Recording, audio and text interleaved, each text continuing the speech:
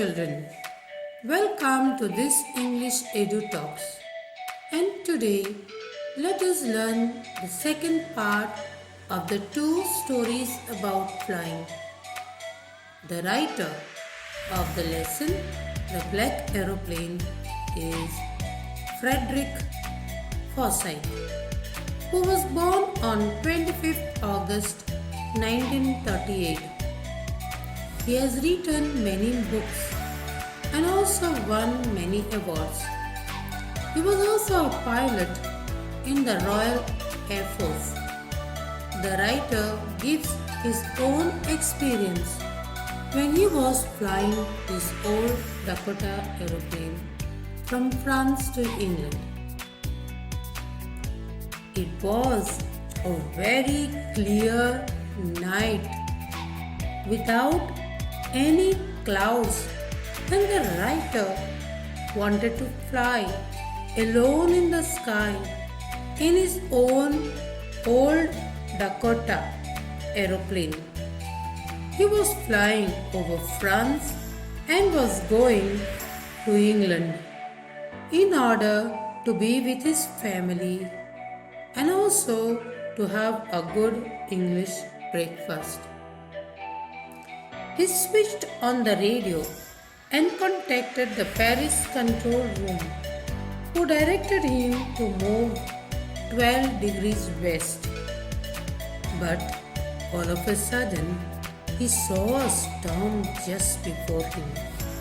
The clouds were looking like a huge black mountain, and Paris was about 150 kilometers away. When he was in the middle of the storm, it became so dark that he could not see anything. He tried to take the help of his different instruments, but all of them were dead by then. Suddenly, he saw another aeroplane which had no lights on his wings. The other pilot wanted to help him and asked the narrator to follow him. The narrator followed the plane for nearly half an hour. He was scared as there was not enough fuel left in his old Dakota. But he kept following the plane and reached the runway safe. He turned to see his friend in the black aeroplane. He could not find him or the black aeroplane anywhere. The writer then went to the control room and asked the woman who was the pilot as he wanted to thank him. Dear children, let me ask a few questions. Why did the narrator take the risk of flying his old Dakota?